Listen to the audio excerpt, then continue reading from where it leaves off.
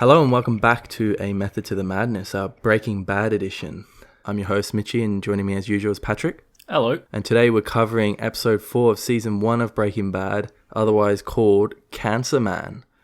This episode sees a big change from a previous one, not much meth and more about our characters, especially Walt and Jesse. It's great. First episode where nothing significant really happens. Yeah, at the same time, there is a lot of character development. Yeah. Or at least perception of these characters. As usual, we'll go through the plot. Can you take us through, Pat? Sure thing. So, Hank and his DEA team have a meeting over the disappearance of Emilio and Crazy 8, the latter of whom is revealed to have been their informant. Hank also reports on their discovery of the 99.1% pure methamphetamine. Although the DEA has no leads, Hank believes the product is good enough to make someone Albuquerque's new meth kingpin. Meanwhile, Walt tells Hank, Marie, and Walter Jr. about his cancer. Skylar has already been told.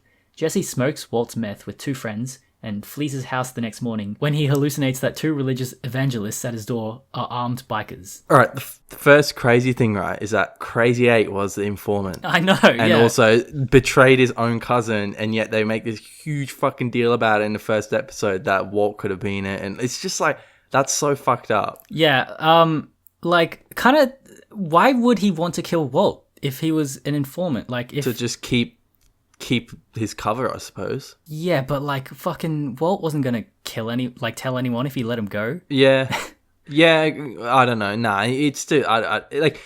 He's obviously. I don't know. There was obviously a reason for it. Hang on. So you're saying why didn't he kill Walt down in the basement? No, why would he have? Yeah. Yeah.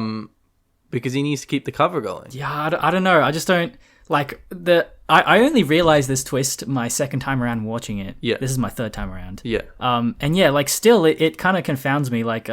It's a weird twist that doesn't 100% work for me, I think. Yeah. Okay. Interesting. Yeah. I think it kind of makes sense. Yeah. I love the opening to this episode, how we have this whole, Hank talking about DA agents, about Crazy 8 and stuff, and then talks about new Kingpin.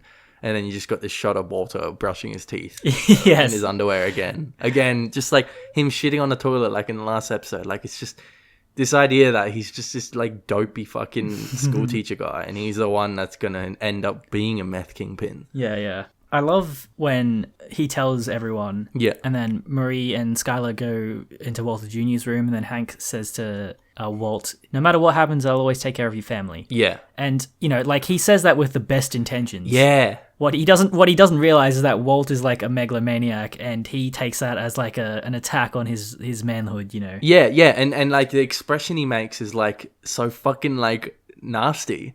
It's not nice at all, and it's bruh, why is he such a wanker?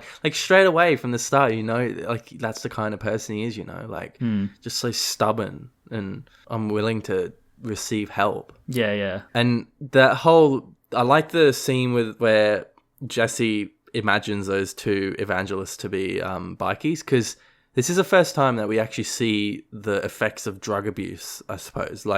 Prior to this, we see the effects of drug dealing and what the dealers do, but there hasn't really been any kind of commentary on what the drugs actually do to people, and we see for the first time, Jesse doesn't want to do it, but then his friend, we get introduced to Skinny Pete and Combo, which they're fucking great. They're the second best duo.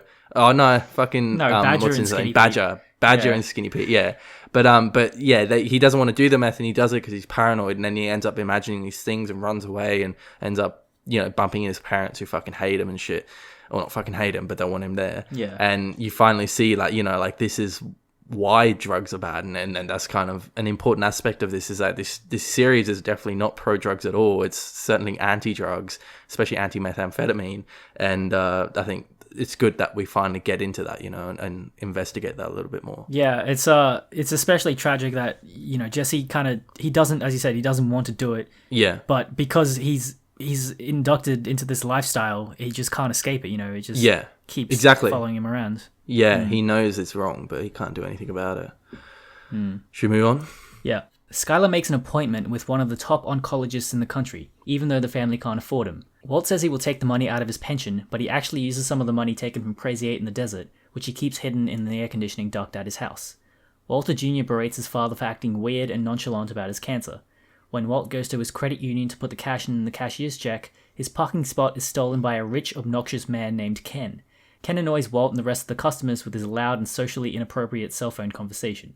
Jesse ends up fleeing to his affluent parents' house, where he sleeps for an entire day. He attempts to bond with his overachieving little brother Jake. That night, Jesse gets a call from one of his friends who smoked Walt's meth, who says that he knows a lot of wealthy people looking to score drugs and are willing to pay top dollar. The next day, Jesse visits Walt to touch base, but he kicks Jesse out. Jesse then brusquely gives Walt half of the meth profit, $4,000. The oncologist tells Walt that the cancer has spread to his lymph nodes, and there is a chance that it is still treatable with chemotherapy. Yeah. So, Ken wins, but like...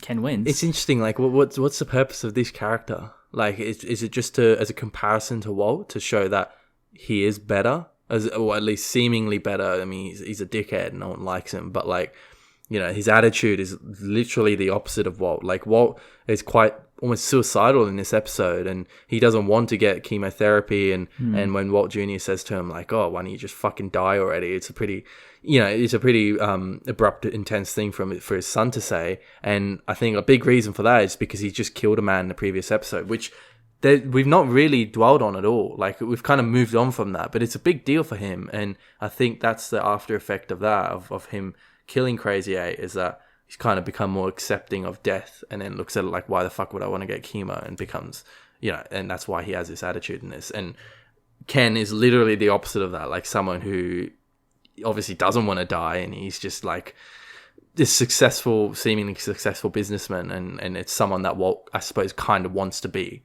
He's an interesting character. Yeah, I think you hit the nail on the head. It's the attitude. Yeah. It's like the complete opposite that provides a foil for Walt. He's very he has an almost an overzealous attitude a zest for life when he shouldn't. And but then when you kind of like have forgotten about what the events of the previous episode, then you see the Tampico crib or bassinet or whatever the fuck it's called, and it's good, like, again, linking the episodes together like that, and it. You know, and then I think when you kind of realize, because they show that crib and bassinet straight after Walter Jr. says that thing to him in the bedroom, and he's looking for that cash, and obviously just confirms that idea that the attitude he has now is it's caused directly by the murder of Crazy 8. Yeah. So this is gonna sound a bit harsh, but like I kind of hate Jesse's parents. Really? Like, yeah. They're like, you know, they show warmness to him. Yeah. But the way they sort of like cherish their youngest son, their overachieving one. Yeah. Yeah, I just really hate like attitudes of parents like that, where they judge the value of themselves on, like, you know, what their children can achieve. Yeah, of course. And I think, I mean, that's certainly the intention, right? Like before you even know that they're Jesse's parents, that, you know, there's that scene in the dining room where they're eating dinner, and they just sound like the biggest twats. Like, they're like, oh, how was fucking, you know, I think you shine on the oboe, and like, oh, yes, feedback is key. And it's just like, shut the fuck up, you like upper class cunts. Like, yeah, exactly. And that is the intention. But then at the same time, like, yeah, like, you got to understand, like, we don't know the background. We don't know what Jesse has done to his parents. And at some point, you know, you have to kind of like lay down a law, like they say. Maybe he has done some nasty things. And not only that, he is dealing with, not like, it's not just pot, like we're talking about methamphetamine, which is like, you know, you get caught with that shit and you're in jail for like ever. And for them, that's a big deal as well, because why would they need to be tarnished because of the poor choices of their son? Yeah, no, that's completely fair. It's just, since we're already on Jesse's side, you know, it's like, yeah. And that's what I like. Prior to, like, we're on Jesse's side, but we've seen this many times. But when you watch this the first time, prior to this episode, you don't really have a positive opinion of Jesse. Like, you kind of, he's got that like likable character, you know, because he's a goof and has these funny interactions with Walter, but he is, at the end of the day, a meth head who cooks meth, and he's fully breaking the law, and no one that is like any decent person should agree with what he's doing, because he's doing some bad things. And this episode, it all changes where you see his humanity, and this is where like our love for Jesse starts to begin in the series, is in this episode, because we start to see his humanity and that he is a victim of drug abuse. It is. it's tragic in a lot of ways. I like the scene where he pulls out his drawings from his old chest. Yeah, yeah. And you realize that he is kind of like somewhat of an artist. Yeah. Which sort of maybe points to, him being lost in life. You can't really go anywhere with drawing. Yeah. So he tries to cook meth. Yeah, exactly. So, Yeah. What can you do? Like, it's not many options, I guess. Yeah. Yeah. Next paragraph. Yeah. At home, Walt expresses his doubts about the chemo since it will cost $90,000, and if he still dies, he will leave his family with all the debt. Walt Jr. admonishes his dad, saying that he should just die if he's going to give up so easily. At the Pickman residence, a housekeeper finds a joint in Jesse's room, resulting in his parents kicking him out. It turns out the joint belonged to Jake, who thanks Jesse for taking the fall for him. While Jesse is waiting out front for his ride after his parents kick him out for the marijuana, Jake comes out asking for his joint back, which Jesse throws away saying it was of poor quality. Walt suffers a coughing attack while driving and coughs up blood. As he pulls into a gas station, he notices Ken pull up. When Ken leaves his car unattended, an angry Walt takes a squeegee, pops open Ken's hood, and shorts the car battery with it. The battery subsequently overheats and explodes as Walt walks back to his car. He then calmly drives away, leaving an exasperated Ken. Yeah. So it turns out, after all, that the son, what's his name, Jake, the fucking golden child of his family, is like, he's pretty fucking young. Like, what is he, like 12 or some shit? And he's got a joint in his room. It's kind of a big deal. Yeah, I was also a bit confused about that. Like, yeah, kids don't normally start smoking pot recreationally until they're like 16, 17. 15, yeah. And this kid's like not even barely hit puberty, I mean, he's obviously very bright though. Like, maybe he's quite intelligent, but still. He's so precocious that he just does everything early. Yeah. And I love how Jesse deals with it. He's just like he doesn't scold him for it. Like, he obviously destroys the joint and it just says it's skunk weed anyway. But and that's just like, it's cool. It's such a Jesse thing to do, like a way of teaching him a lesson, but not being like, don't fucking do that. And hopefully the kid then learns his lesson, I saw that as Jesse kind of trying to protect him as well. Like, don't go down the same path I did. Yeah, exactly. Because again, we had the attitude of marijuana being a gateway drug. I suppose that's probably how Jesse ended up getting into meth, because of marijuana, and he understands that too. So Walter blowing up the car next to a petrol pump. Yeah. How fucking irresponsible is that? Bar the fact that it's already irresponsible to blow up a car. He did it next to a petrol pump. Yeah. Fucking hell. Yeah, why did he do that? Like, I mean, obviously Ken's a dick, but that's not a valid reason to go and blow up a fucking car. But what's it signify? Because by this point, we know that eventually he does get the chemo. I think that happens next episode. But in this episode, that doesn't happen at all. Is that change? That he is kind of finally coming to grips with life? He's not becoming, suicidal and he's not negative anymore. He's finally changing and be like, maybe I will fucking do something about this. Yeah, exactly. He's finally taking action. And I think it's a really good way of doing that. Like, taking action and also doing something that's obviously very much breaking the law in public, because maybe he's also accepting the fact that he's going to cook meth again. He doesn't want to be pushed around anymore, because at the beginning of the episode, that guy takes his parking spot. Yeah. So he feels like, fuck this guy. Like, I'm going to push back. Yeah. It's another one of those universe things again.